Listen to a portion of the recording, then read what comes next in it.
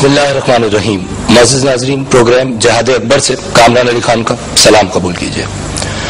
ناظرین، اگر دنیا میں رائج نظام ہائے حکومت کا جائزہ لیا جائے تو جو پریویلنٹ سسٹم آف گورننس ہے اس وقت دنیا میں وہ ڈیموکریسی ہے، یعنی جمہوریت.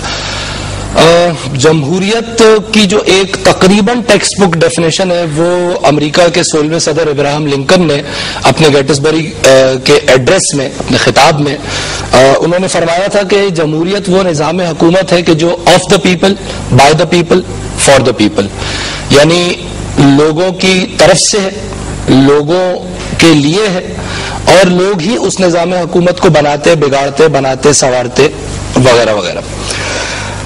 ناظرین، اگر ہم کسی بھی نظام حکومت کا انٹلیکچولی جائزہ لیتے ہیں تو حکومت کے کانسیپٹ کو بھی ہمیں سمجھنا ہوگا، اور پھر اس کے بعد اس حکومت کے اور اس نظام حکومت کے اہداف پہ بھی ہمیں نظر ڈالنی ہوگی.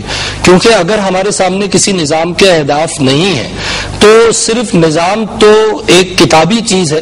اصل بات یہ ہے کہ اس نظام کو روبہ عمل کسی بھی دور میں اس دور کے تقاضوں کے حوالے سے کس طرح لایا جا رہا ہے، اور اس سے بھی اہم بات یہ کہ وہ کون لوگ ہیں جو اس نظام کو چلانے کی ذمہ داری لے رہے ہیں، ان لوگوں کا کیریکٹر کیا ہے، ان لوگوں کی قابلیت کیا ہے، اور شاید سب سے اہم بات یہ کہ وہ نظام جو دعوے کرتا ہے وہ ان دعووں پر ڈیلیور کتنا کرتا ہے. ناظرین، دنیا میں اگر آج آپ خبریں پڑھتے ہیں تو آپ دیکھ رہے ہیں کہ دنیا کے بیشتر ترقی یافتہ ممالک میں حکومتوں کے خلاف مظاہرے ہو رہے ہیں، اور ان مظاہروں کی جو بنیادی اساس ہے وہ ایکچولی کوئی حکومت نہیں ہے بلکہ ایک نظام ہے جس کو ہم سرمایہ داری نظام کہتے ہیں، کیپٹلسٹک سسٹم کہتے ہیں، جس میں خیال یہ کیا جا رہا ہے، اور ان مظاہروں کے نتیجے میں جو انالیسس سامنے آیا ہے وہ یہ ہے کہ دنیا کے ایک بہت بڑی آبادی مفلوک الحال ہے، مفلس ہے، پریشان ہے، بے روزگار ہے، غریب ہے. مہنگائی حد سے زیادہ بڑھتی جا رہی ہے، اور اس ڈومین میں لوگ سڑکوں پہ نکل آئے ہیں اور اپنا حق طلب کر رہے ہیں. اس پورے پرسپیکٹو کے ساتھ ایک چیز جو اور ہمیں نظر آ رہی ہے، اگر ہم انٹرنیشنل نیوز کو دیکھیں تو جو اسلامی نظام حکومت کے جو داعی ہیں، جو لوگ سمجھتے ہیں کہ نظام حکومت اسلامی ہونا چاہیے، وہ آپ کو آج کل بڑے پرجوش دکھیں گے، اور وہ اس کیپٹلسٹک نظام کے فیلئر کو بنیاد بنا کر یہ کہہ رہے ہیں کہ جی ہم تو پہلے ہی کہتے تھے کہ یہ نظام فیل ہو جائے گا، لہذا اصل نظام اسلامی نظام ریاست، اسلامی نظام حکومت ہے. ناظرین، چاہے ڈیموکریسی ہو، چاہے اسلامی نظام حکومت ہو، چاہے کمیونزم ہو، کوئی بھی ایسا نظام جو اس وقت کے تقاضوں کے حوالے سے ڈیلیور نہیں کر پائے گا وہ فیلئر ہوگا. اور ہم اپنے آج کے پروگرام میں اجمالی طور پر ڈسکس کریں گے اسلام اور جمہوریت کو، اور آنے والے پروگرامز میں ہم اس سیریز کو آگے بڑھاتے ہوئے کچھ موضوعات کے حوالے سے یہ جاننے کی کوشش کریں گے کہ اس وسیع و عریض نظام میں، جس کو کہ اسلامی نظام کہا جاتا ہے، اس میں کہاں کہاں کن کن چیزوں کی گنجائش ہے، اور ایکچولی یہ نظام ہے کیا، اس نظام کی فکری اساس کیا ہے، اس کی عملی بنیاد کیا ہے، اور کس طرح سے یہ نظام ایک نظام حیات کی صورت میں بنی نوع انسان کے لیے فائدہ مند ثابت ہو سکتا ہے. But today we will be actually focusing upon Islam and democracy. اچھا، یہاں ایک چیز اور ناظرین واضح کرنا بہت ضروری ہے، وہ یہ کہ جب ہم اسلام اور ڈیموکریسی کہتے ہیں تو یہ ٹرم جو ہم نے رکھی ہے، یا جو عنوان ہم نے رکھا ہے، وہ تو اس لیے ہے کہ یہ عرف عام میں یہ مستعمل ہے کہ آپ ڈیموکریسی کو کمپیئر کر رہے ہوتے ہیں اسلام سے، لیکن یہ بات کلیئرلی واضح ہمیں رہے کہ اسلام ایک نظام حیات ہے، اور اس کا ایک حصہ نظام حکومت ہے جس کو ہم اسلامی نظام حکومت کہہ سکتے ہیں، اور ایکچولی جس کا کمپیریزن ہم آج کریں گے ڈیموکریسی سے، یعنی ایک دین کا کمپیریزن ایک نظام حکومت سے نہیں ہو سکتا. اسلام ایک دین ہے جبکہ ڈیموکریسی صرف ایک نظام حکومت ہے. تو اسلام اور ڈیموکریسی کی ٹرم جب آپ اپنے مانیٹرز پہ دیکھیں گے، اسکرینز پہ دیکھیں گے، تو ریسٹ ایشورڈ کہ ہم actually Islamic form of governance اور ڈیموکریسی کا ایک تقابلی جائزہ ہے جو آج کے اپنے اس سیشن میں لیں گے. تشریف رکھتے ہیں ہمارے ساتھ ہمارے ممتاز شرکائے گفتگو. تشریف رکھتے ہیں ہمارے ساتھ معروف جرنلسٹ، کالم نگار جناب شاہ نواز فاروقی صاحب. تشریف رکھتے ہیں ہمارے ساتھ ممتاز سوشل سائنٹسٹ جناب شاہد قادری صاحب. تشریف رکھتی ہیں ہمارے ساتھ ڈاکٹر شہناز غازی صاحبہ, این ایمیننٹ ریلیجس اسکالر. آپ ہیڈ آف دی ڈپارٹمنٹ ہیں قرآن و سنہ ڈپارٹمنٹ کی کراچی یونیورسٹی سے. I welcome all of you to the program. Shahnawaz صاحب, جمہوریت کو ڈیفائن کر دیجئے پہلے تو. کیا ہے جمہوریت, مطلب کیا ہے اس کا؟ جی بہت شکریہ. آپ نے 2 اصطلاحیں استعمال کی, اسلام اور جمہوریت. اور ظاہر ہے جب آپ جمہوریت کی اصطلاح استعمال کرتے ہیں تو اس سے مراد ہوتی ہے مغربی جمہوریت. ٹھیک. اس کی بیسکس کو اگر آپ جاننا چاہیں تو یہ کہہ دینا کافی ہے کہ اسلام اپنی اجمال اور تفصیل میں جس دعوے پر کھڑا ہوا ہے وہ لا الہ الا اللہ کا دعویٰ ہے. ٹھیک ہے, ایسنس ہے. جی ایسنس ہے اس کا. ٹھیک ہے. نہیں ہے کوئی الہ سوائے اللہ کے. اگر آپ جمہوریت کو ان سینس ڈیفائن کرنا چاہیں, اس کی بنیاد میں اس کو ڈیفائن کرنا چاہیں, ابھی آپ نے ابراہم لنکن کی جس تعریف کا حوالہ دیا, یہ اس کی ثانوی ڈیفینیشن ہے, یہ اس کی تفصیل میں آنے والی چیز ہے. بیسکس کو بیان کرنے والی چیز نہیں ہے. ڈیموکریسی کا مغربی یعنی جمہوریت کا جو ڈیفائننگ اسٹیٹمنٹ ہے, اس کو ڈیفائن کرنے والی بنیادی بات ہے وہ یہ ہے کہ جس طرح اسلام لا الہ الا اللہ پر کھڑا ہوا ہے, اسی طرح جمہوریت لا الہ الا الانسان کے تصور پر کھڑی ہوئی ہے. اچھا, لا الہ الا الانسان. جی, نہیں ہے کوئی الہ سوائے انسان کے. اس کا سبب یہ ہے کہ مغربی جمہوریت ایک پس منظر کے ساتھ ہم اس کو ارتقا پذیر دیکھتے ہیں. یعنی مغرب میں پہلے مغرب نے خدا اور مذہب کا انکار کیا, اور اس کے ساتھ ساتھ وہ سسٹم ایوالو ہوا جس کو آپ ڈیموکریسی کا سسٹم کہتے ہیں. یعنی جب خدا اور مذہب کا انکار وہاں پر ہوا تو اس کا مطلب یہ ہوا کہ انہوں نے مذہب کی اس اتھارٹی کو کہ جو گورننگ شے تھی اس کا انہوں نے انکار کیا. آپ سیپریشن آف چرچ اور اسٹیٹ کی بات کر رہے ہیں. یہ بھی اس کا ایک ذیلی مبحث ہے اس کا, کہ انہوں نے کہا کہ ہم مذہبی اتھارٹی کو پولیٹیکل اتھارٹی سے الگ رکھتے ہیں. مطلب اس سے پہلے کی جو انسانی تاریخ ہے اس میں مذہبی اتھارٹی اور پولیٹیکل اتھارٹی ایک ہی جگہ سمرج تھی. ٹھیک ہے, تو انہوں نے آسمان پر خدا کو معزول کیا, نعوذ باللہ.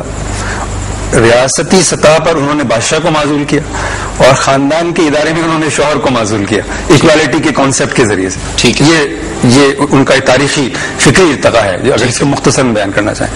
اقبال نے اس کے بارے میں 2 بہت ہی بنیادی باتیں کہہ دی ہیں, اور وہ اس لیے ریلیونٹ ہیں کہ اقبال ہمارے پہلے آدمی ہیں, یعنی مسلم دنیا میں جن لوگوں نے جمہوریت پر گفتگو کا حق ادا کیا ہے, اقبال اس میں سب سے اہم آدمی ہے, پہلے آدمی ہے. اور پھر دوسرا نام اس حوالے سے سید ابو الاعلی مودودی رحمۃ اللہ علیہ کا. اقبال نے 2 بنیادی باتیں کہی ہیں. اقبال نے کہا ہے کہ جمہوریت ایک طرز حکومت ہے کہ جس میں بندوں کو گنا کرتے ہیں, تولا نہیں کرتے. اس کا مطلب یہ ہے کاؤنٹ ہے کہ یہ کوانٹیٹیو سسٹم ہے, کوالٹیٹیو سسٹم نہیں ہے. یہ وہ نظام ہے کہ جو معیار کو نظر انداز کرتا ہے, صرف مقدار کو فوکس کرتا ہے. ٹھیک ہے, اور اس کا نتیجہ کیا ہوتا ہے؟ اس کا نتیجہ یہ ہے کہ اس سسٹم میں مطلب ایک اعلیٰ ترین ذہنی صلاحیت رکھنے والا انسان اور ایک پست ترین ذہنی صلاحیت رکھنے والا انسان برابر ہو جاتے ہیں. ٹیکنیکلی برابر. ہاں, ٹیکنیکلی برابر ہے. یعنی آئنسٹائن کی اور ایک مطلب لیمن کی اس میں کوئی ڈسٹنکشن نہیں ہے.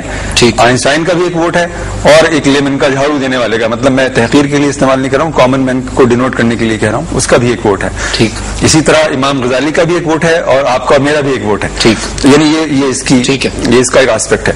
دوسری بات جو اقبال نے کہی اس حوالے سے اور اتنی ہی سگنیفیکنٹ ہے, اقبال نے کہا ہے کہ تو نے کیا دیکھا نہیں یورپ کا جمہوری نظام, تو نے کیا دیکھا نہیں یورپ کا جمہوری نظام, چہرہ روشن اندروں چنگیز سے تاریک تر. یعنی یہ ایک ایسا سسٹم ہے صحیح کہ جس نے بظاہر تو ظاہری خد و خال اس کے بہت روشن ہیں, بہت نمایاں ہیں, ان پر بہت میک اپ ہے, اور ایسا لگتا ہے کہ جیسے انسانی تاریخ کے سفر میں یہ ایک نیا تجربہ ہے. لیکن در حقیقت اگر آپ اس کو اینالائز کریں گے تو یہ ماضی کی شہنشاہیت ہی کی ایک نئی شکل ہے. یعنی شہنشاہیت نے روپ تبدیل کر لیا ہے, اپنے اہداف اور مقاصد اور اپنا ایسنس تبدیل نہیں ہوا. اقبال کا یہاں پھر وہ شعر بھی تو یاد آتا ہے کہ جلال بادشاہی ہو یا جمہوری تماشا ہو, جدا ہو دینی سیاست سے تو رہ جاتی ہے چنگیزی. جی بالکل. تو یہ 2 بنیادی بہت کچھ کہنا چاہ رہے ہیں. میں یہ عرض کر رہا تھا کہ یہ ظاہر موضوع ایک بحر ذخار ہے نا اس کے اندر, یعنی اس کے اتنے بٹس ہیں, اتنے پہلو ہیں کہ مثلا جب ہم یہ کہتے ہیں کہ مغربی جمہوریت انسان کی خدائی کی مشرقی جمہوریت بھی ہے, میں صرف انٹرپٹ اس لیے کر رہا ہوں کہ مغربی جمہوریت کی جو اصطلاح ہے, اگر مغربی جمہوریت کہیں گے تو کوئی مشرقی جمہوریت بھی ہونی چاہیے. ہاں, اس کا ایک کنسلٹ مطلب یہ کیا کانسیپٹ, یہ اس پر ہم بات کریں گے ذرا سا آگے. ابھی میں جو بنیادی بات ہے وہ میں آپ سے عرض کر دوں.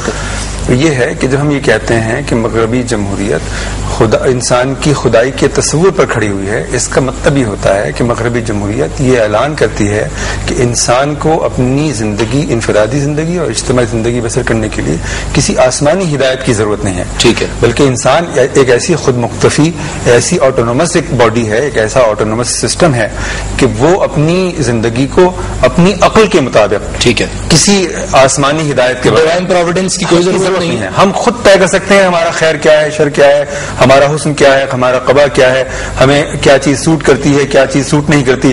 اصول انہوں نے کیا بنایا کہ اکثریت جو بات کہہ دے گی وہ حق ہے.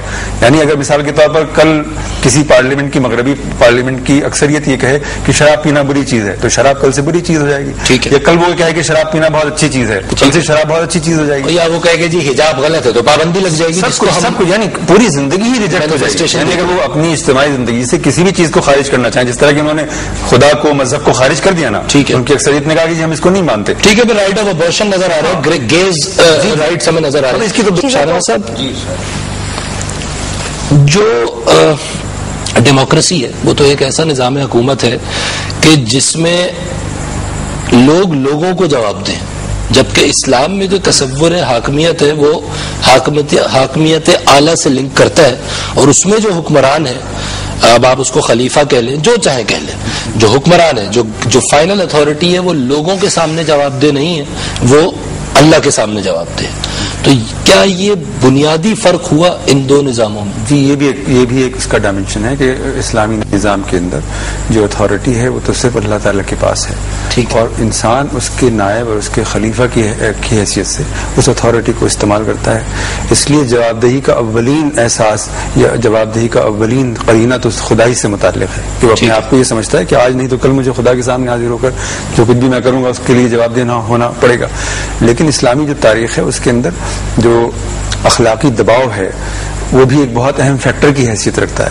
مثلا ہماری پوری تاریخ میں یہ سوال، یعنی بادشاہوں تک کے ہاں یہ سوال جو ہے ایک بہت اہم سوال کی حیثیت رکھتا رہا ہے کہ تاریخ ہمارے بارے میں کیا فیصلہ کرے گی. ٹھیک ہے، بادشاہوں تک کا ہی کنسرن رہا ہے، مطلب خلفاء کی تو بات ہی اور ہے. ٹھیک ہے، یہ مشہور واقعہ آپ کو معلوم ہوگا کہ حضرت عمر فاروق سے جو تھا وہ ایک مطلب پوچھ لیا گیا کہ یہ جو آپ پہنے ہوئے ہیں کہاں سے آیا ہے. ٹھیک ہے، اس سے پتہ یہ چلتا ہے کہ جو عوام الناس ہیں وہ حکمرانوں پر نظر رکھتے ہیں اور ان کے بارے میں جو سوال کرتے ہیں ان کو سیٹسفائی کرنا پڑتا ہے، ان کو بتانا پڑتا ہے، جسٹیفائی کرنا پڑتا ہے کہ یہ چیز اس لیے ہو رہی ہے. انہوں نے جسٹیفائی کیا تھا کہ 2 چادریں جی میں نے، ایک میری بیٹے کی ہے جو میں نے لی، جی ایڈ کیا. ٹھیک ہے، اب یہ جو اصل میں یہ جو آپ گفتگو کر رہے ہیں تو مجھے حدیث شریف ایک یاد آ رہی ہے جس کا مفہوم میں آپ کے سامنے بیان کر دیتا ہوں. رسول اکرم صلی اللہ علیہ وسلم نے فرمایا کہ میرا زمانہ رہے گا جب تک کہ اللہ تعالیٰ چاہیں گے، اس کے بعد خلافت کا زمانہ شروع ہوگا اور وہ رہے گا جب تک کہ اللہ تعالیٰ چاہیں گے. اس کے بعد ملوکیت کا عہد شروع ہو جائے گا اور وہ رہے گا جب تک کہ اللہ تعالیٰ چاہیں گے. اس کے بعد ایک بادشاہت کا پیریڈ شروع ہو جائے گا. بادشاہت کے اختتام پر ایک کاٹ کھانے والی آمریت کا عہد شروع ہوگا. ٹھیک، یہ 5 ادوار ہیں جو جس میں پوری مسلم تاریخ بیان ہو گئی ہے. ٹھیک ہے، اور مسلم تاریخ یا انسانی نہیں، مسلم تاریخ. اوکے. اور پھر رسول اکرم صلی اللہ علیہ وسلم نے فرمایا کہ اس کے بعد دنیا ایک بار پھر خلافت علی منہاج النبوہ کی جانب لوٹے گی، یعنی خلافت کا آیا ہوگا پھر. ٹھیک ہے، اب اس میں مسئلہ ہمارا یہ ہو گیا ہے کہ ہم یہ جو 5 امتیازات ہیں اصطلاحوں کے، ہم ان کو نہیں سمجھتے ہیں. ٹھیک ہے، رسول اکرم صلی اللہ علیہ وسلم کا جو زمانہ مبارک ہے اس کا سب سے زیادہ ڈومینیٹنگ پہلو یہ ہے کہ رسول اکرم صلی اللہ علیہ وسلم کا زمانہ مبارک وہی سے گورن ہو رہا ہے. ٹھیک ہے، ڈیوائن پروویڈنس ہے جس کے تحت خدا ہے اور اس کا رسول موجود ہے. ٹھیک ہے، اور وہ خدا کی ہدایت کی روشنی میں. ایک کال لے لوں کیونکہ یہ پھر ہم اس کو پوری بات کو سمجھنا چاہیں گے. السلام علیکم. وعلیکم کامران صاحب السلام علیکم، لاہور سے عابد ہوں. جناب کامران عابد صاحب کیسے مزاج ہیں؟ اللہ کا بے پایا احسان ہے، میں بہت مستفید ہو رہا ہوں آپ کی ڈسکشن سے اور آپ کے دوستوں کے علم سے.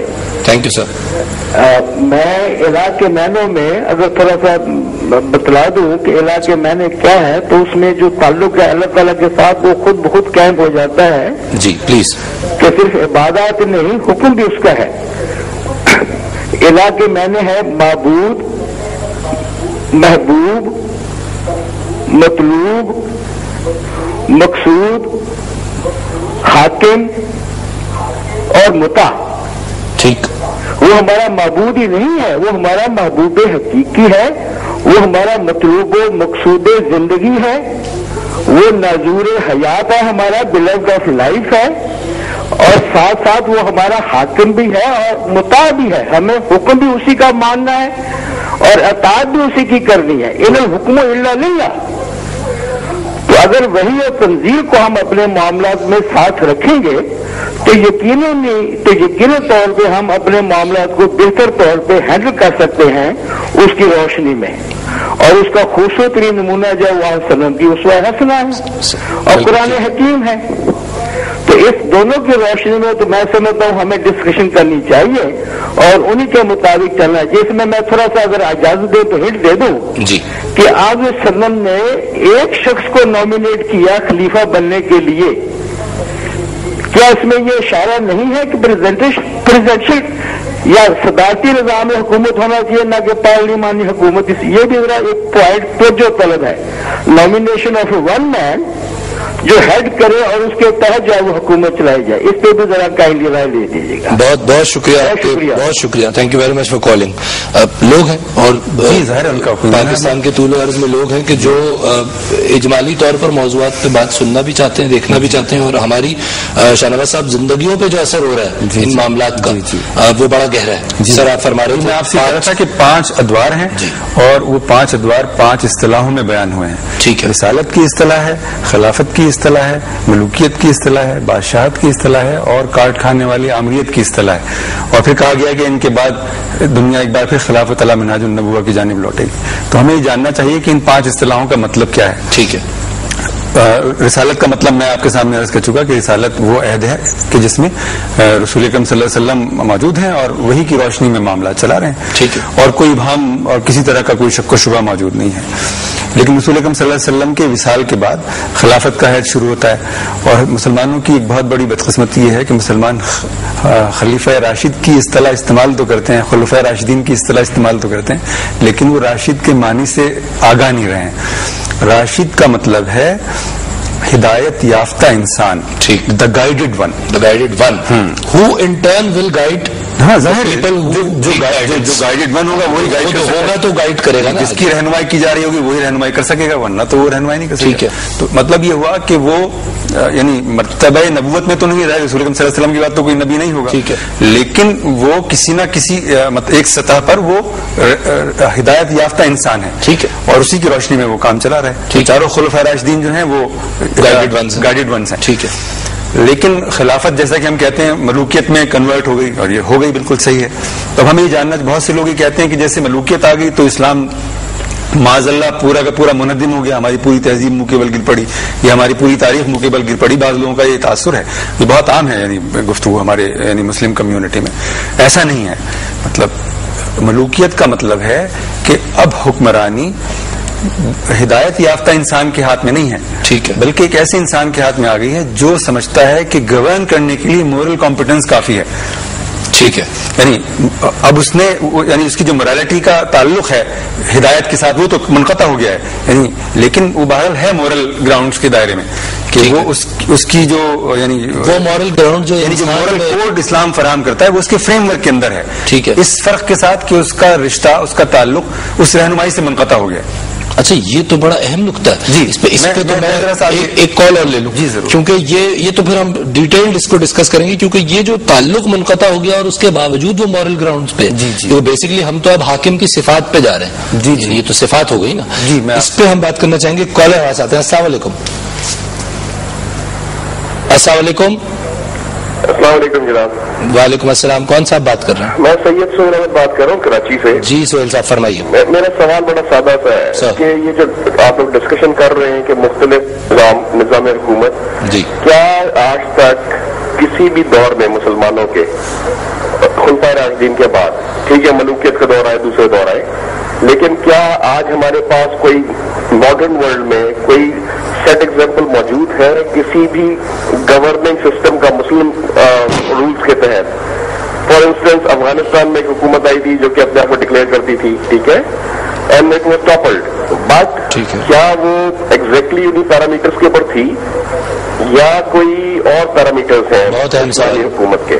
ٹھیک ہے, وہ ٹھیک ہے, it should be governed by the Quran and law of Allah and دین اپنے طرح اسوہ حسنہ آف کورس. بٹ کیا ہمارے پاس کوئی ہے, کیونکہ بیکاز میری کئی مطلب ڈسکشن ہوئی ہے, کوئی ایسا سسٹم شاید ٹھیک ہے اپنے بہت سارے سسٹم ہو, لیکن exactly which caters the needs of the today's world, اس کیا وہ موجود ہے آج کے ورلڈ میں ہمارے پاس؟ ٹھیک ہے, اور بہت شکریہ آپ کے کال کرنے کا. اس پہ ہم ضرور آئیں گے, اور اس کے ساتھ آپ کے سوال میں اگر ایک چیز ایڈ کر دی جائے کہ کیا اس سسٹم کو چلانے والے لوگ موجود ہیں, غالباً یہ شاید اس سے میجر ایشو ہو, ہم اس پہ بات کریں گے. شاہ نواز صاحب, جی میں آپ سے کہہ رہا تھا کہ ہم ڈیفائن کر رہے ہیں ان اصطلاحوں کو جن میں کہ اسلامی تاریخ, رسالت ہو گئی, خلافت, خلافت, ملوکیت. میں نے آپ سے عرض کیا کہ اس کا مطلب یہ ہے کہ جیسے مثال کے طور پر امانت اور صداقت ابھی موجود ہیں, ہاں وہ موجود ہیں, ٹھیک ہے, لیکن وہ جو رشتہ تھا ہدایت کے ساتھ وہ منقطع ہو گیا. ٹھیک ہے, نہیں تو یہ ہدایت کے ساتھ رشتے سے مطلب کیا ہے؟ میں ذرا مجھے پوری بات کرنی تھی, میں اس کو ایکسپلین, یہ خود ہی ایکسپلین ہو جائے گا, یہ تو سیلف ایکسپلینیٹری ہے. وہ زمانہ کی جو ملوکیت کے بعد شروع ہوا, جس کو کہ آپ بادشاہت کا زمانہ کہتے ہیں, بادشاہت ڈیفائن ہوتی ہے اس بات سے کہ اب وہ آدمی اقتدار میں آ گیا ہے کہ جو سمجھتا ہے کہ اس کو گورن کرنے کے لیے کسی مورل کمپیٹنس کی بھی ضرورت نہیں ہے, بلکہ وہ انٹلیکچوئل کمپیٹنس کے ذریعے سے اپنے عوام کو, اپنی قوم کو گورن کر سکتا ہے. مطلق العان ہے, ہاں مطلب نہیں, کمپیٹنس کم ہو رہی ہے. ابھی یہ نوٹ کریں نا کہ ہم جو بات کر رہے ہیں کہ اس میں کمپیٹنس کم ہو رہی ہے. رسول اکرم صلی اللہ علیہ وسلم کے زمانے سے لے کر بادشاہ جو ہے بڑھ رہا ہے. جی کمپیٹنس ہی تو مسئلہ ہے اصل, ٹھیک کہ وہ کم ہو رہی ہے مسلسل. اب بادشاہت آ گئی ہے, تو بادشاہ وہ آدمی ہے کہ جو کمپیٹنس کا جو سطح ہے اس کو کم کر کے یہاں لے آیا ہے کہ کہہ رہا ہے کہ میں انٹلیکچولی یا مطلب مینٹل کیپیبلٹی کے ذریعے سے میں گورن کر لوں گا. ٹھیک ہے, بادشاہت کا پورا انسٹیٹیوشن اگر آپ دیکھیں گے تاریخ کے تصور پر کھڑا ہوا ہے. ٹھیک ہے, بادشاہ ہے اور اس کو ضرورت ہے اس بات کی کہ وہ جو عصر کے علوم ہیں اور فنون ہیں ان سب میں اس کو مہارت فراہم کی جائے. ٹھیک ہے, یعنی وہ بہت ایکسیلنٹ انسٹیٹیوشن ہے اس اعتبار سے, اور وہ ماہرین اس کے دربار جی اور موجود بھی, اور بہت جو بادشاہتوں کی نسبتاً اچھی مثالیں ہیں اس میں بادشاہ جو نام نہاد جمہوری دور کے بہت سارے حکمران ہیں ان سے 1000 گنا بہتر آپ کو نظر آتے ہیں. ٹھیک, اچھا بادشاہت کا انسٹیٹیوشن بھی جیسے کہ رسول اللہ صلی اللہ علیہ وسلم نے فرمایا اس کے بعد ایک کاٹ کھانے والی آمریت آئے گی. یہ کیا چیز ہے, اس کو سمجھنا چاہیے. یہ آمریت جو ہے وہ یہ کہہ رہی ہے کہ میں نہ نور ہدایت سے مستفید ہوں, نہ میں ہدایت کی محتاج ہوں, اس سے بھی بے نیاز ہو گئی, نہ میں مورل کمپیٹنس پر کھڑی ہوئی ہوں, یہاں تک کہ جو انٹلیکچوئل کمپیٹنس ہے میں اس کی بھی قائل نہیں ہوں. اب میں گورن کروں گی تمام معاملات کو صرف طاقت کے ذریعے سے. یعنی جو اس وقت پوری مسلم دنیا ہے, بلکہ اگر آپ مجھے کہنے کی اجازت نہیں پوری دنیا ہے, تو یہ جس طرح سے گورن ہو رہی ہے وہ آپ کے میرے سامنے ہے کہ جو حکمران طبقہ ہے وہ کسی مورل کمپیٹنس کے بغیر, کسی انٹلیکچوئل کمپیٹنس کے بغیر محض طاقت کی بنیاد پر اس دنیا کو گورن کر رہا ہے. ٹھیک ہے, چند خاندان ہر جگہ ہمیں یہ نظر آ رہا ہے. جی مطلب اس کی تفصیل ہمیں بیان کرنی چاہیے کہ جو پوری دنیا ہے, مغربی دنیا ہے, اس نے جو تجربہ جمہوریت کا خلق کیا ہوا ہے یہ محض ایک ایلوژن ہے. اس پردے کے پیچھے کیا ہے اس کو بھی تو دیکھنا چاہیے. تو اب یہ پانچ بنیادیں ہو گئی. کیسے ہیں؟ الحمدللہ. ڈاکٹر فضل احمد صاحب کیسے مزاج ہے آپ کے؟ اصل میں گفتگو بڑی اچھی جا رہی تھی سر, میں نے کہا میں بھی سعادت میں شامل ہو جاؤں. ضرور, بسم اللہ. ایک طالب علم کی حیثیت سے 2 باتیں سمجھنا چاہتا ہوں. جی ڈاکٹر صاحب. پہلی یہ ہمارے حضرت بھائی مولوی صاحب نے فرمایا کہ ملوکیت اور بادشاہت ان دونوں میں کیا فرق ہے. عربی میں ملوکیت کہتے ہیں, اردو میں بادشاہت کہتے ہیں. یہ 2 ادوار الگ الگ کیسے ہوئے؟ دوسری بات یہ ہے جو ایک لفظ بڑا مجھے کھٹک رہا ہے, راشد کے معنی پر. دیکھیے راشد کے معنی ہدایت یافتہ ہے ضرور, گائیڈڈ پرسن ضرور ہے, لیکن یہ فرق کرنا یہ چاروں خلفاء کو اللہ کی طرف سے کیا کوئی وحی آتی تھی یا الہام کے ذریعے سے حکومت کرتے تھے؟ اگر ایسا ہے کہتے نا اس کے بعد منقطع ہو گیا راستہ ہدایت کا. جی, تو ہدایت کا راستہ تو ختم نبوت پر وحی کا سلسلہ منقطع ہوا. آپ صلی اللہ علیہ وسلم کے ہلو جی ڈاکٹر صاحب ہم سن رہے ہیں آپ کی آواز. آپ وسلم کے وصال کے بعد آپ آخری نبی اللہ کے, وہی تو منقطع ہو گئی. ٹھیک, اب جو بھی حضور صلی اللہ علیہ وسلم اور اللہ کے احکام اور سنت پہ چلیں گے وہ گائیڈڈ پرسن ہوگا. جیسے حضرت عمر بن عبدالعزیز رحمۃ اللہ تعالی علیہ, انہوں نے علی منہاج النبوہ حکومت کی تو خلیفہ راشد کا درجہ ان کو بھی عطا کیا گیا, حالانکہ وہ ملوکیت کا زمانہ داخل ہو چکا تھا. ٹھیک ہے, اگر حدیث یہ ہے کہ خیر القرون قرنی ثم الذین یلونہم ثم الذین یلونہم، بہترین زمانہ میرا ہے، پھر صحابہ کرام کا، پھر تابعین کا، تو اس لحاظ سے گائیڈڈ پرسن یوں کھٹک رہا ہے، تو اس بات سے عوام الناس گمراہ ہو سکتے ہیں.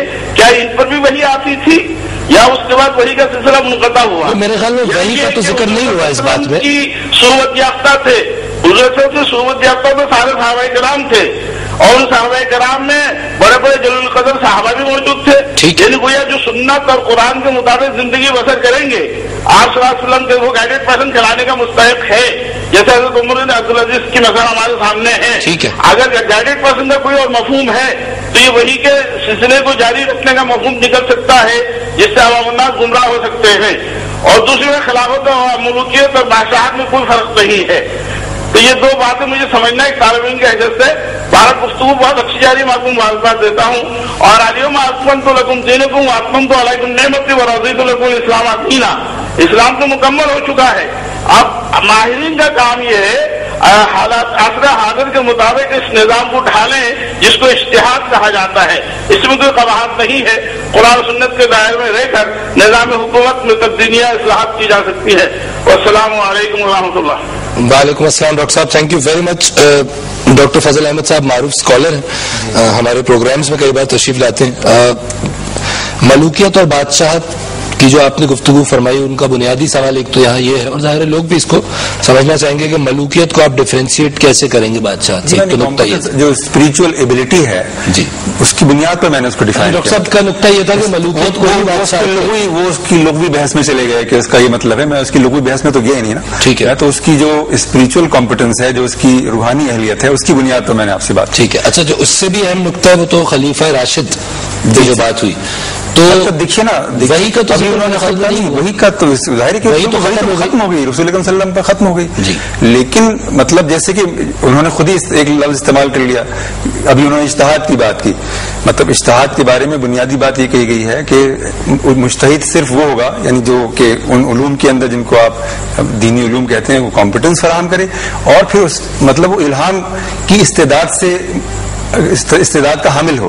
یعنی مطلب الہام کے بغیر اسلام پر کلام کرنا بہت خطرناک ہے. یعنی اگر آپ کا نفس مزکی نہ ہو، تزکیہ یافتہ نہ ہو، ٹھیک ہے، تو آپ کے اوپر الہام کی وہ کیفیت وارد ہو ہی نہیں سکتی جو اس پر کلام کرنے کے لیے ضروری ہے. ٹھیک ہے، تو یہ اسپریچول ایبلٹی ہی کی تو ہمارے کانٹرڈکشنز کا یہ عالم ہے کہ ملک کی سب سے بڑی اعلیٰ عدالت، جس کو آپ سپریم کورٹ کہتے ہیں، اس نے سود کے خلاف فیصلہ دیا اور کہا کہ یہ تمام شکلوں کے اندر حرام ہے. ٹھیک ہے، دے دیا نا. یہ تو ہسٹوریکل فیکٹ ہے نا. یہ کیا ہوا؟ کچھ بھی نہیں ہوا.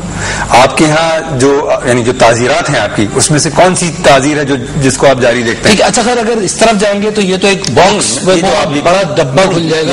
تو کچھ بھی نہیں رہا. مطلب یہ کہہ رہے ہیں نا کہ جیسے کہ ہمارا آئین اسلامی ہے جی، تو مطلب اسلامی آئین کی موجودگی میں یہ سب کچھ ہو رہا ہے نا.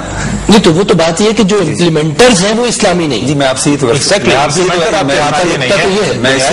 کر رہا ہوں کہ اسی لیے وہ روحانی کمپٹنس پیدا کرنا ضروری ہے تاکہ وہ اس کو اوائڈ کر سکے. ڈائریکٹر کا بینچ مارک کیا ہے؟ میں ڈاکٹر صاحب میں آپ سے کروں گا کہ آپ دنیا کا کون سا ایسا شعبہ، زندگی کا ایسا کون سا شعبہ دیکھتے ہیں جو کمپٹنس کے تصور کے بغیر گوان ہوتا ہو؟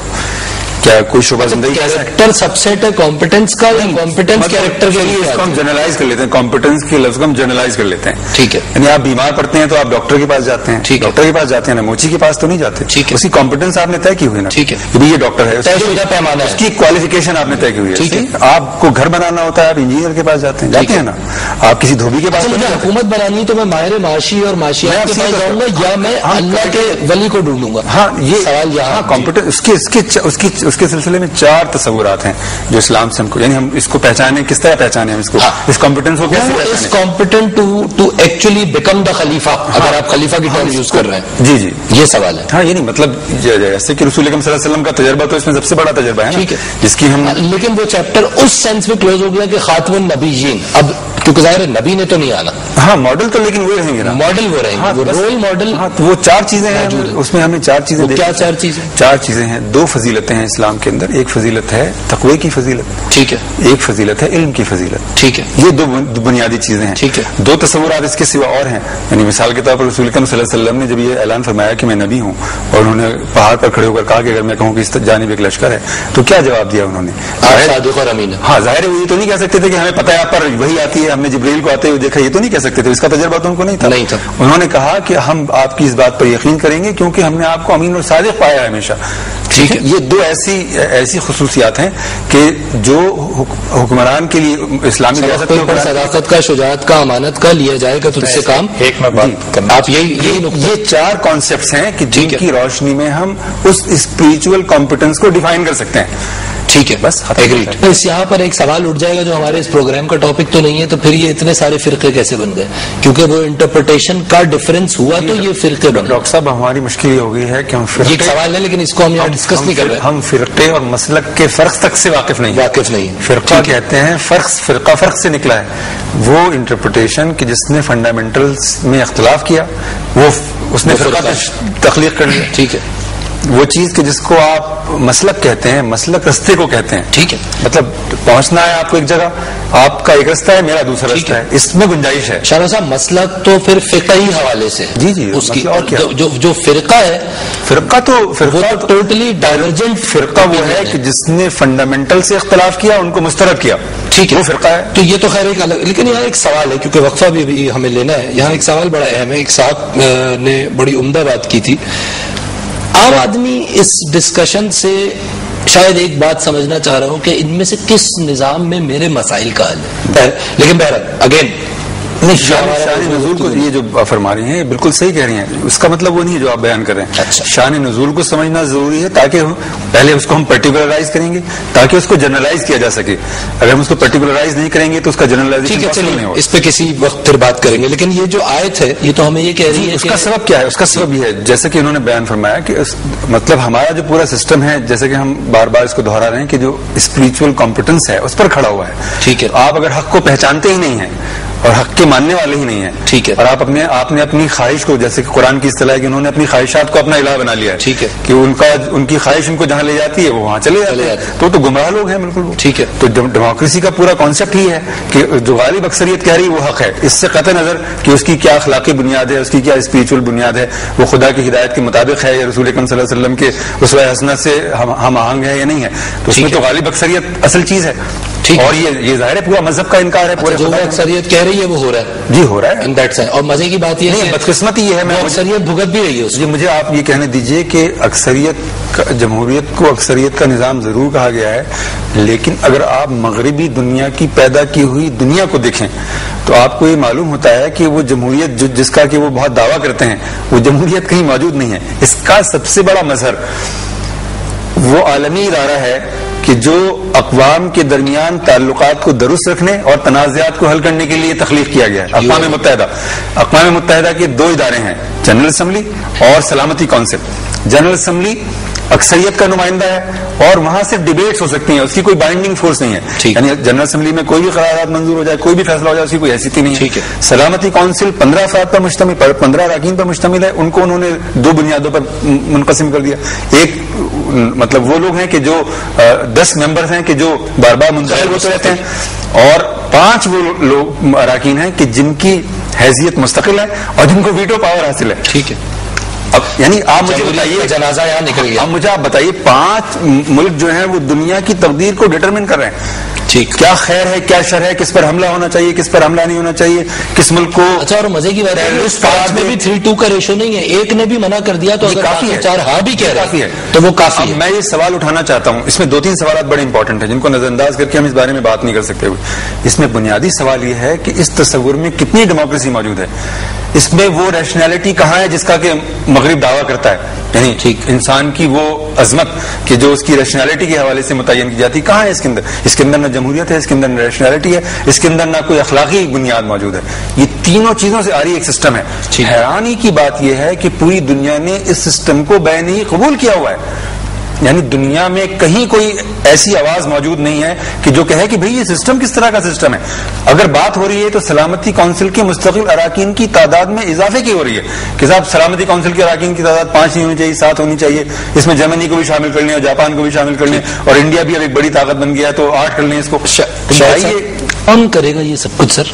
جی میں آپ سے یہ طرز کرا تھا کہ دیکھیے آج کون علماء نے اس پر یعنی جو پرسپیکٹو بنا ہے وہ یہ ہے کہ جیسے اقبال ہیں یا مولانا مودودی کا میں نے آپ کو حوالہ دیا, تو انہوں نے جمہوریت کے نظری پہلو کو, مغربی جمہوریت کے نظری پہلو کو تو بالکل یکسر مسترد کر دیا. اس کو تو ایکسیپٹ کیا ہی نہیں جا سکتا, وہ تو ممکن ہی نہیں ہے, یعنی وہ تو بالکل کفر پر کھڑا ہوا ایک معاملہ ہے. لیکن جو اس کا ایک عملی پہلو ہے, جس طرح کی ووٹنگ کا یہ بار بار ذکر کر رہے ہیں, تو علماء نے اس میں ایک تطبیق کی صورت نکالی ہے کہ چونکہ وہ سلسلہ جس کو آپ بیعت کا سلسلہ کہتے ہیں جو کہ خلافت سے مشروط ہے, خلافت کے قیام سے متعلق ہے, تو چونکہ ایک تاریخی خلا یا ایک تاریخی تعطل واقع ہو چکا ہے کہ 200-250 سال آپ کیسے گزر گئے, 400 سال ایسے گزر گئے کہ جس میں بیعت منعقد ہی نہیں ہوئی, یا خلافت کا وہ پورا سسٹم اس طرح سے ہمارے سامنے قائم ہی نہیں ہوا, تو لوگ اس پر اس طرح سے مطلع اور آگاہ نہیں ہے. مطلب یہ جو اسپرچل ایبلٹی پر اتنی کنٹروورسی ہو رہی ہے, اس کا ایک سبب یہ ہے کہ ہم اس کو ریکگنائز کرنے کی اہلیت سے بھی محروم ہو گئے. یعنی ہم اس کو ریکگنائز نہیں کر پا رہے کہ یہ جو اسپرچل ایبلٹی کی بار بار بات ہو رہی ہے اس کا کیا مطلب ہے. یہ ہمارے مسائل میں سے ایک مسئلہ ہے. تو اس لیے علماء نے یہ تدبیر کی صورت نکالی کہ ہم جمہوریت کو ایک سسٹم کے طور پر, یعنی اس کا جو پریکٹیکل آسپیکٹ ہے اس کے تھیوریٹیکل آسپیکٹ کو ہم نظر انداز کر دیں گے, مسترد کر دیں گے, لیکن جو اس کا عملی پہلو ہے کہ بھئی مطلب کیسے رائے معلوم کی جائے کہ کون ہے آدمی جس کو گورن کرنے کے لیے, مطلب میرا تو بنیادی رائے معلوم کرنے کی ضرورت ہے. جی کیوں نہیں ہے, بالکل ہے, جی بالکل ہے. یہ جو بات کہہ رہے ہیں دیکھیے اس میں مسئلہ یہ ہے اپنے کامران صاحب, جو آپ نے کہا نا کہ مثلا ایک آدمی بیمار پڑا ہے اور اس کو کوئی اچھا ڈاکٹر دستیاب نہیں ہے, مطلب ایک ایسا آدمی کہ جو FRCS ہو, بہت کمپٹنس ہو, بہت تجربہ, وہ اس کو دستیاب نہیں ہے, ٹھیک ہے, تو وہ ایک سمپل MBBS کے پاس چلا جائے گا, مجبوری ہے نا, اسی کیا کرے گا وہ. ٹھیک ہے, یہی پوزیشن اس وقت ہماری ہے کہ ہم یعنی علم کا اگر بہت بلند معیار غزالی اور رازی کی سطح کا متعین کریں گے تو غزالی اور رازی تو موجود نہیں ہے. ٹھیک ہے, ٹھیک ہے, تو اب ہمیں انہی لوگوں پر اکتفا کرنا پڑے گا. موجود بھی ہیں تو شاید ظاہر نہیں ہے, میں کہوں گا اس بات. جی موجود ہے, چلیے یہ الگ بحث, یہ ایک بحث ہے. اللہ کے بندے تو ہر دور میں موجود دستیاب ہیں, ان کے پاس جانا ہوگا, اور چونکہ وہ علم موجود ہے ہمارے پاس. مطلب ہمارا جو بہت بڑا ایڈوانٹیج ہے, ہماری جو بہت بڑی قوت ہے, وہ یہ ہے کہ ہمارا سب کچھ مطلب موجود ہے اور انٹیکٹ ہے. یعنی ہم کوئی ایسی قوم یا ایسی امت یا ملت نہیں ہے کہ جن کے فنڈامنٹلز تحلیل ہو گئے ہیں اور ان کے بارے میں کوئی کنٹروورسی کھڑی ہو گئی ہو. قرآن موجود ہے, رسول اکرم صلی اللہ علیہ وسلم کی سیرت طیبہ پوری کی پوری انٹیکٹ موجود ہے, اس کا ماڈل ہمارے سامنے موجود ہے, اور اس کا علم رکھنے والے, نظری علم رکھنے والے ہمارے درمیان موجود ہیں. ٹھیک ہے, تو ہم انہی سے رجوع کریں گے, انہی سے ہم پوچھیں گے کہ بھائی آپ ہمیں بتائیے کہ کس طرح سے سسٹم یہ ایوالوٹ ہوگا. اسی کی میں آپ سے بات کر رہا ہوں کہ علماء کی بہت بڑی تعداد ایسی ہے, جید علماء کی, کہ جنہوں نے یہ بات کہی کہ ٹھیک ہے, اگر یہ اس وقت تک کہ جب تک کہ ہم خلافت کے انسٹیٹیوشن کو اس کی اسپرٹ میں اور اس کے کنڈکٹ میں پوری طرح سے بحال کرنے کے قابل نہ ہو جائیں, اس وقت تک ہم یہ صورت نکالیں گے کہ جو اسلامی مطلب پرنسپلز ہیں, نظری پرنسپلز وہ لے لیں گے, یعنی کمپٹنس کے وہ پرنسپل لے لیں گے, اور جو عملی تقاضا ہے کہ رائے جاننے کا کہ بھائی رائے تو جانی جائے نا, تاکہ اس میں شریک ہو سکیں لوگ اس پروسیس کے اندر. تو جمہوریت کا یہ آسپیکٹ کہ ہم رائے جاننے کے لیے لوگوں کے پاس جائیں گے اور انتخابات کا انعقاد ہوگا اور اس کے ذریعے سے وہ رائے جانی جائے گی, تو اس کو لیجیٹمائز کیا ہے علماء کی ایک بہت بڑی تعداد نے. اور بے شمار لوگ اس پر بھی اعتراض کرنے والے بہت لوگ موجود ہیں کہ جمہوریت کے آپ نظری پہلو کو تو رد کرتے ہیں اور عملی پہلو کو آپ قبول کرتے ہیں, اس پر اعتراض کرنے والے بہت لوگ موجود ہیں. وہ یہ بات نہیں سمجھتے کہ ہم ایک ایسے عہد میں زندہ ہیں کہ جب ہمارا وہ تجربہ جس کو آپ خلافت کا تجربہ کہتے ہیں, وہ ہمارا تصور ہے, ایکسپیرینس نہیں ہے. ٹھیک ہے, ہم اس ایکسپیرینس کو ریکریٹ کر سکتے ہیں, اس کی صلاحیت ہمارے اندر ہے, کیونکہ وہ سارے کے سارے فنڈامنٹلز ہمارے انٹیکٹ ہیں. ہم انشاءاللہ اس کو ریکریٹ کریں گے, جیسے کہ رسول اکرم صلی اللہ علیہ وسلم کی حدیث مبارکہ ہمیں بتاتی ہے کہ وہ تجربہ پھر اس تجربے کی کیا وہ ہدایت یافتہ لوگ بھی ہمارے پاس موجود ہیں, کیونکہ اس کو اگر ریکریٹ کرنا ہے تو اس لیول کی اسپرچل ایبلٹی کی اس کا مطلب یہ ہے کہ اللہ تعالیٰ جب وہ نظام جب دوبارہ زندہ ہوگا, اس کا مطلب ہے کہ اللہ تعالیٰ ہدایت کے لیے ایسے لوگوں کو پیدا کریں گے. یہ اللہ کا وعدہ ہے جس سے ہمیں امید ہے. میں رسول اکرم صلی اللہ علیہ وسلم کی حدیث سے ہم یہ انفر کر سکتے ہیں, ٹھیک ہے, ہم یہ معنی اخذ کر سکتے ہیں کہ اگر خلافت علی منہاج النبوۃ دوبارہ اس دنیا کے اندر قائم ہوگی تو ظاہر ہے کہ پھر اس کی صلاحیت رکھنے والے بھی بھیجے جائیں گے. ان کے پاس مجھے اجازت دیں تو میں عرض کروں دیکھیے اسلامی ریاست اپنے اہداف سے بھی پہچانی جاتی ہے. ٹھیک ہے, ٹارگیٹس ہیں جی, اس کے ٹارگیٹس ہیں, لیکن مطلب ریاست مقصود بالذات نہیں ہے, یعنی کہ وہ ہم نے ریاست قائم کر دی ہے. ہاں, اس کے اہداف ہیں جس کے لیے ریاست قائم کی جاتی ہے. اسلامی ریاست کے قرآن و سنت سے ثابت ہونے والے 7 بڑے اہداف ہیں. ٹھیک ہے, قرآن مجید میں اللہ تعالیٰ نے فرمایا ہے کہ یہ وہ لوگ ہیں کہ جب ہم ان کو اقتدار دیتے ہیں تو یہ زمین میں نظام صلاۃ قائم کرتے ہیں اور نظام زکوٰۃ قائم کرتے ہیں. ٹھیک ہے, یہ 2 بڑے اہداف ہو گئے. ٹھیک ہے, پھر ایک اور آیت مبارکہ میں فرمایا گیا کہ یہ وہ لوگ ہیں کہ جب ان کو اقتدار ملتا ہے تو یہ امر بالمعروف اور نہی عن المنکر کو یہ نافذ کرتے ہیں. ٹھیک ہے, نیکی کا حکم دیتے ہیں اور بدی سے روکتے ہیں. یہ 4 اہداف ہو گئے. پھر قرآن مجید میں ایک اور آیت کے اندر فرمایا گیا کہ یہ وہ لوگ ہیں کہ جب ہم ان کو معاملات ان کے سپرد کرتے ہیں تو یہ انصاف کے ساتھ, عدل کے ساتھ معاملات کرتے ہیں. اس کا مطلب ہے عدل کا قیام بھی اسلامی ریاست کا ایک بڑا مقصد ہے. 5 ہو گئے. 6واں مقصد جو ہے وہ یہ ہے کہ آپ دیکھتے ہیں کہ قرآن مجید کے اندر یعنی جس چیز پر ایمان کے بعد سب سے زیادہ زور دیا گیا ہے وہ ہے علم. کہ آپ علم اور اس کے 700-800 مقامات ہیں جہاں علم اور اس کے متعلقات کا ذکر کیا گیا. اس کا مطلب یہ ہے کہ قرآن یہ چاہتا ہے کہ جو مسلمانوں کا اپسٹیمولوجیکل فاؤنڈیشن ہے, جو اس کا تصور علمی ہے, وہ معاشرے میں پوری طرح سے زندہ ہو جائے اور آپریشنل ہو جائے. ٹھیک, یہ 6واں ہدف ہو گیا. 7واں ہدف یہ ہے کہ جگہ جگہ قرآن مجید کے اندر جو آیات جہاد ہیں کہ تم جہاد کیوں نہیں کرتے اور کمزوروں کی مدد کیوں نہیں کرتے, تو یہ 7واں ہدف ہے جو کہ دفاع سے متعلق ہے کہ اسلامی سوسائٹی اپنا دفاع کرے گی اور جو اس کے اہداف ہیں ان کو پروموٹ کرنے کے لیے خارجی دفاع بھی اور داخلی جہاد بن نفس بھی. جی, یہ 7 بڑے اہداف ہیں جن کے لیے کوئی اسلامی ریاست قائم کی جاتی ہے, جن کے لیے وہ اسٹرائیو کرتی ہے. یعنی اس کے سوا اور بھی چیزیں ہیں, مثلا جیسے عدل کا تصور ہے, اس میں معاشی عدل اور سماجی عدل کا تصور بھی ہے. ٹھیک ہے, اب اگر آپ ان 7 اہداف کو پیش نظر رکھیں تو یہ بات کہی جا سکتی ہے کہ عصر حاضر میں وہ حکومت جس کو کہ آپ طالبان کی حکومت کہتے ہیں, اس نے ان اہداف کی طرف قابل ذکر پیش رفت کی. مطلب چونکہ کوئی ماڈل ہی موجود نہیں ہے.